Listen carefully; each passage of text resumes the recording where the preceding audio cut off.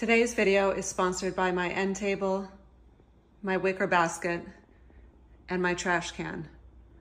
All working together hard as a team, collaborating to hold up my janky little tripod so that you can see this video today.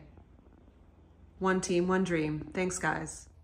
If you are new to minimalism and wondering where to start, one of the best places you can start is your closet, because oftentimes our wardrobes are completely cluttered with things we've collected over the years, and maybe you have some favorite pieces in there, but oftentimes there are a lot of pieces that you really just never wear, and you could have so many rows of clothing, so many things folded in drawers or just piles. And while you may seem like you have endless amounts of things, we've all been there where you go to pick out something to wear and you feel like you have absolutely nothing to wear, even amongst the hundreds of items that you have. This can be because you have no idea what your personal style is, or there's just so much stuff in there that it's hard to see what it is you really want to wear. And I think the wardrobe is one of the best places to start for two reasons. One, expressing your personal style in the world is a reflection of how you feel on the inner. It is a good way to come into tune with who you are now and what you're bringing to the table now at this point in your life. Because many of us will look in our closets and have things from years past that just really don't reflect the person we are, or don't fit, or are just a totally different style, or from a different era of our lives that aren't serving us anymore. And it is a great way to, when you declutter and hone in on a tiny wardrobe, it is a great way to really just sort of own your personal energy and how you want to express yourself authentically in the world. And then on top of that, if you do pare down to a smaller wardrobe, the idea is that you stay with this small wardrobe. So once you do kind of get your favorite pieces in mind that really feel good and what you want to wear, the idea is that you're not just continuously shopping and shopping and shopping and rotating things in, so that you can pare down your shopping habits to be more sustainable with the planet, because there are landfills upon landfills of fashion that has ended up in the trash. And while it is good to donate, and I donate myself when I do need to get rid of certain things, there oftentimes still end up in the trash because not everyone wants your stuff.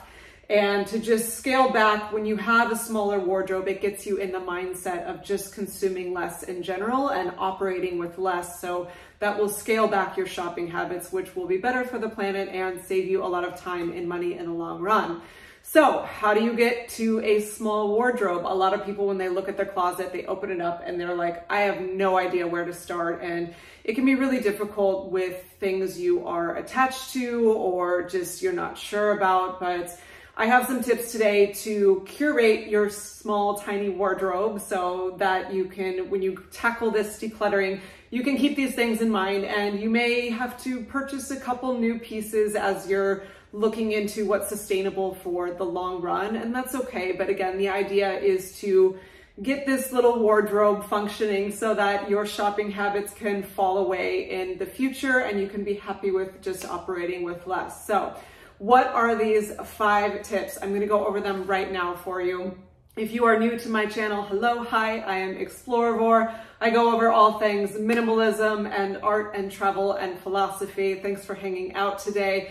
And if you are returning, welcome back, my friends. It is always good to see you. So let's get into it. Tip number one, find your superhero outfit, your uniform. What does this mean? I love when you watch movies, whether it's cartoons or like the real, like live action, whatever, superheroes always have just their one costume, their one uniform, and that's like their go after, get shit done uniform in. And I like this idea because it is a minimalist tendency, but it's really about embodying like your own energy and expressing that authentically, as I've said. And everyone's going to have something different that they feel. We're all a unique signature of a frequency that we're bringing into the world. And so I don't subscribe to the minimalist sort of templates of, oh, you need this kind of white blouse and this kind of jeans and this kind of khaki pant and this kind of white sneaker. Like,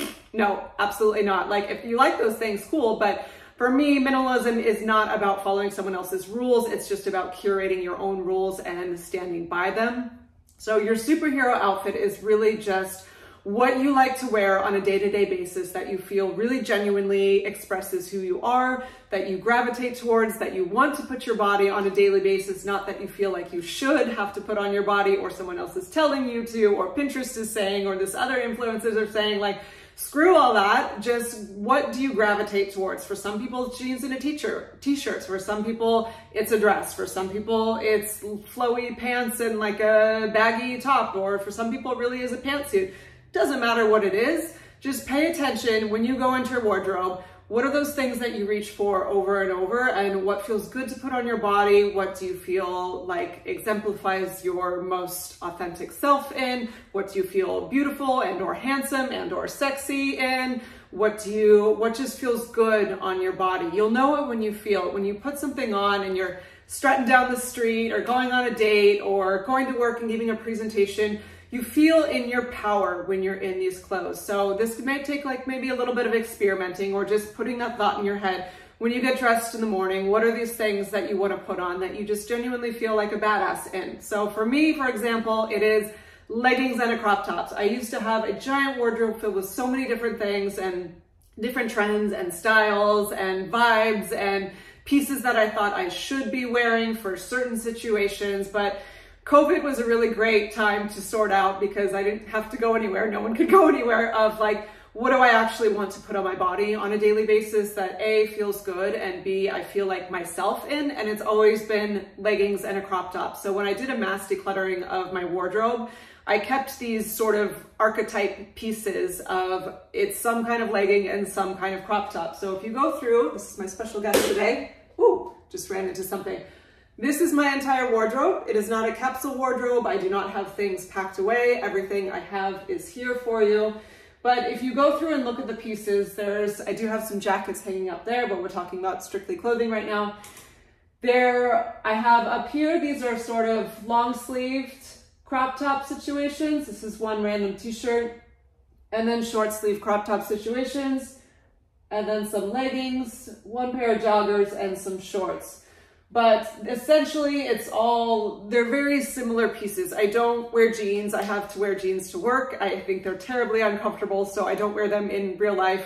I'm not really a skirt person. I do have this one dress, but for the most part, it's leggings and a crop top, whether it's a long sleeve crop top or a short sleeve crop top. That is what I want to put on my body, and that is what I feel like my most authentic self in, and I feel good in putting myself out in the world, and whether someone sees me or not, this is what feels good on my body. And so this is my superhero uniform. So if I am ever to go shopping, I'm not looking for some kind of new and different piece or just grabbing whatever is this something I put on my body on a daily basis? Does it fit those sort of archetype pieces? If it doesn't, then I'm not going to waste my time or efforts buying it. So find your superhero uniform, number one. Number two, know your colors. Start to find what your color palette is. This is, again, going to be an individual thing. I do fall into the stereotype of I have a lot of black, the minimalist black thing, but I've always just liked black. Like, I just like the simplicity of it, the cleanliness of it, but you do not have to have black or white in your wardrobe to be a minimalist. I actually have, as you can see here, no white. White's not my jam, just not into it. But the classic, again, rules of minimalists of it should only be neutrals or whatever the hell, like, no, it should be what you gravitate towards and what you like. For me personally, I tend to like the jeweled colors. So as you can see, yes, there's a lot of black. And then I have a few soft neutrals, like the grays of this one here, and these shorts. And then beyond that, the color palette that I have is jeweled tones. For any 90s kids out there that remember the Crayola Vibrant pack, that was my jam. Those are basically those colors. So starting with my bathrobe, we've got this ruby color, and then these emerald and teal colors, and then this sapphire blue color, and then my one dress, this beautiful orchid purpley color. As you can see, they're all vibrant, but they're all in the same color family, and there's a cohesiveness to it. So this, again, will lend itself to when you pull something, it's colors that you enjoy. It's whether it goes well with your skin tone, which these ones do, or it's just pleasing to your eye or just makes you feel a certain way. And there are no rules to it other than it's what you personally like and what you feel looks good on you. But this, having the cohesiveness within your wardrobe, I used to have just like a mishmash of all different colors and styles, and I didn't really know what looks good on my skin tone or with my hair or with, you know, how tan or not tan, because even though I can get very tan, I actually have cool skin tone. The way you figure that out, actually, fun fact, is if you look at your veins, if they are greenish, then that means you have a cool skin tone. And if they are purplish, that means you have a warm skin tone. And you can look up with different colors what goes on what. But again, you still don't even have to follow those rules. If you like hot, you have a cool skin tone and like hot pink, like wear hot pink, that's great. But the idea is just having a cohesiveness with all the colors, because it is a lot more calming on the eye to be able to digest when everything is cohesive.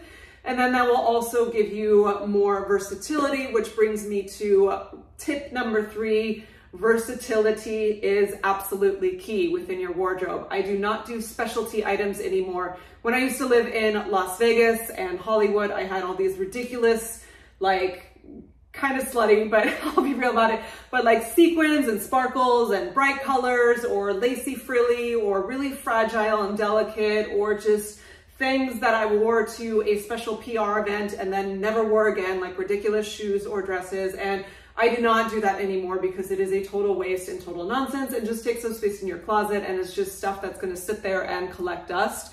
And I also don't buy pieces that you can only wear with one thing. For example, I used to have this one pair of lacy pants and I had a matching lacy top, and yes, it was pretty, but the way it was designed, I could not wear that top with any other bottom in my wardrobe, and I could not wear those bottoms with any other top in my wardrobe. So that was very limiting for those pieces. And I've had other shirts like that too, where it's very specifically only went with this one color of bottoms that I have. And so that really cuts the life out of that piece in your wardrobe and makes it harder to maintain a small wardrobe because those things are very limiting. But when you have versatility, then you can mix and match sort of everything in your wardrobe, and you will get a lot more bang for your buck. And as I was saying earlier, when you have a cohesive color palette, that lends itself to be able to mix and match a lot as well. So for example, every single top here can pretty much go with every single bottom. I probably wouldn't do like these two together. That's a bit much. But for the most part, I've worn every top with every bottom, just mix and match whatever I'm in the mood for. Even the long sleeves with the shorts, I'll wear that when I'm going on a walk and want to have like sun coverage. Having the cohesive color palette allows that to happen. And similarly, I have pieces like this one. I've talked about this before. This, in a former life, was a Victoria's Secret bathrobe. I wore it as a bathrobe for a few years, and then I decided, because I was just going out somewhere, that it could just be just a nice wrap for going out. And then I can style it like this, tie it up. And I've even worn it, you've maybe seen it in some other videos. I'm not gonna take my top off on the camera right now, but you can wear this sans top and tie it up top, and then it's like a sexy blouse. So there's really, from this one piece, 3 ways to wear it. So that adds to your versatility. One piece is giving you 3 different pieces in your wardrobe. Similarly, this dress that I have, it's beautiful.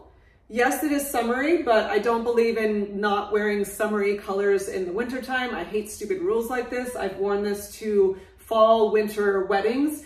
This dress I can wear my flat sandals with, and I could wear it to lunch or just out on the town, whatever. And it's just a nice daytime dress. But I put my heels on it, and I've worn it to a black tie wedding and just worn it just fine. So this one beautiful dress can be multiple occasions. So that's another example of versatility versus I used to have fancy dresses that you were only wear to that fancy occasion, and that's bogus. I don't want to do that anymore because I don't like things just sitting in my closet unused, and that becomes a waste of money. So you definitely want to look for versatility in your pieces. Next, let's hang this up here. Number 4, comfort. If you don't love it, lose it. I used to be the queen of wearing really, really uncomfortable pieces on my body, whether it was 6-inch stilettos or jeans that were just like, looked cool, but were too tight and just like a scratchy material, or those lacy pants I mentioned before, they were beautiful, but like, I was like scared to move in them because I thought they were going to rip and I didn't want to spill food on them. And I had them when I was in Vegas and it was so hot and they got these like sweat marks on them, which was so unattractive. So if it feels uncomfortable to put on your body and you love the way it looks, but once it's on, you're like fudging with straps or like stretching it out because it feels too tight, or pulling it up because it's falling off, or scared you're gonna spill something on it, like that beautiful crisp white blouse that every minimalist seems to have. Like, dude, I would have food on that in 5 seconds. Like, I don't want to mess with the white blouse. Or there can be many numbers of ways that clothing is uncomfortable. And again, everyone has their different barometer for what comfort means. Some people would say tight leggings and tight crop tops like I wear is incredibly uncomfortable, and I get that. For me, having things too baggy, I feel it more for some reason. If anyone can relate to that, let me know, but there's no right or wrong about it. You just have to check in with yourself and be your own boss. This is bugging me, it's in the shot. It's gone. Be your own boss, be your own barometer, put things on like, does this feel good? Do I feel like I can do life in this? Your clothing, while it should be an expression of yourself, it shouldn't be a distraction from your daily life. You want to be present with what you're doing, whatever you're doing, and not be walking and feeling pain in your high heels like I used to do, or just constantly fudging with a strap, or like pulling something up or adjusting it so that it looks a certain way. You want to just put it on and feel the vibe of it, but then be able to forget about it. So if something is uncomfortable in your wardrobe, or you are trying to curate new items in and it feels not so comfy in the dressing room, get it out of there. You're not going to wear it. It's going to be a waste of money, and it's ultimately going to end up probably in a landfill. So we want to avoid those issues. Which brings me to number 5, my last tip, and this is probably the most important tip I would say, is screw fashion trends. I'll say it again. Screw trends. Get off Pinterest, get off those Instagram sites of your fashion influencers or those fashion bloggers. Like, if you truly love the artsiness of fashion and enjoy sort of following that, like, okay, cool, like it is an art, I understand that, but I'm talking fast fashion trends where it's like all of a sudden you see everyone wearing the same top. Kim Kardashian has this blouse that has a big flower on it, and then all of a sudden you see a million people wearing this same blouse or knockoffs of it. Or now we're wearing this kind of pant, and now we're wearing this kind of shoe. Oh, that changed, and now the pant's different, and oh, now this color's in. It's endless, and people just follow this like mindless sheep, and this has caused so much destruction with fast fashion. There are, as I've said, gigantic hundreds, thousands of square miles of landfills of just fashion that gets thrown in the trash, and oftentimes is made in really horrible slave labor conditions, and it's just a waste of resources and so incredibly unnecessary, and kind of a very selfish, stupid thing we are doing as humans, because yes, we all need to clothe ourselves in some way, and artistically expressing yourself is good, but just mindlessly consuming a new trend every month, like, it's gross. We need to stop. And there are 4 specific problems and reasons why following trends is just something that you could pull yourself out of for the better. And those reasons are, number 1, it is often impractical. You see these pieces where it's, as I said, it's this big weird bow, or like really lacy but really fragile and made really cheap, or shoes that like women walk like baby goats in because they're like so high and this weird angle and just terrible for your feet, or pants that are like low and you see like undies hanging out, or you're constantly fudging with them, or whatever. There's just oftentimes they are meant to be catching and aesthetic and something flashy for people to copy, but they are usually not meant for high function at all. So the list I could name a million ridiculous things about it, but in most cases they are impractical. So again, that's not going to be something that you gravitate towards wearing. Number 2, oftentimes you won't want it when it's out of style. As soon as if you are caught on the hamster wheel of following trends and wanting to be on trend, as soon as something is off trend, you're going to fall out of love with that piece because you only bought it because it was trendy. And so now it's anti-trend, or there's something else is in, so you're going to be like clamoring and hungry for the next whatever. Oh, this color's in now. Oh, this type of blouse is in now. Or this kind of pants is on now. So you will, if you're buying it because it's on trend, it's not what initially spoke to you, and you will, that's what trends do. They push the next thing on you. So you will actually like a serial dater, or you're playing your wardrobe essentially. Like, oh, you're the flavor of the month. Oh, you're not on trend. Kim Kardashian's wearing something else. And I'm sorry, I always use Kim Kardashian as an example, by the way, but she's one of the most famous people that people are aware of in pop culture and tend to copy with this stuff. So no hate to her, but you get my drift here. When it shifts so quickly, you will shift with it, and it will just ultimately lead to a waste in your wallet, a waste in your home, and something that's ending up in the landfill. The third point why fast fashion is ridiculous is... Sorry, I lost myself here. The last one is, it was not your idea in the first place. When you're following trends and you're looking at something on Pinterest, or something some celebrity bought, or something another influencer bought, or an actor, or someone on TV, or it's just what the gossip column is saying, oh, this is the coolest thing. Like, that is everything that came from the external, and it was not your own internal intuition speaking. It was not you gravitating towards to buy something of, oh, I just really love this, and I feel like this is authentically me. And if you have a wardrobe that is cluttered with everyone's outside ideas of who you should be, it's really easy to lose sight of who you actually are. And you go to try on all these outfits, and it's all these versions of yourself that someone said you should be, versus you digging, tuning all that out, as you've heard me talk about many times. Tune out all those noises of what people say is fashionable, and you have to ask yourself, who am I and how do I want to express myself in the world? And oftentimes that can be through more classic pieces, but not always. Maybe you love thrift shop old vintage dresses. Like, that's awesome too, but those are not on trend, except maybe they cycle through for like an instant. The point is, if you are following someone else's prescription with anything in life, you can very easily get swayed away from your own intuition and your own truth. And that ultimately is the zone you do want to be in, because it does feel good to know who you are and how you want to be in the world. So screw the fashion trends. When you are going through your wardrobe, pick out the things that are not authentically you, that perhaps came from a fashion trend, that don't feel good on your body, that isn't the right color for you.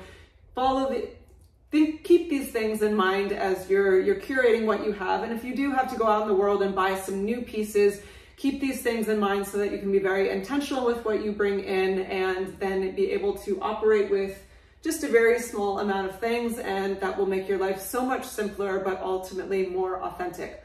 Okay, that is the video for today. Hope you enjoyed, and I'll see you in the next one. Bye.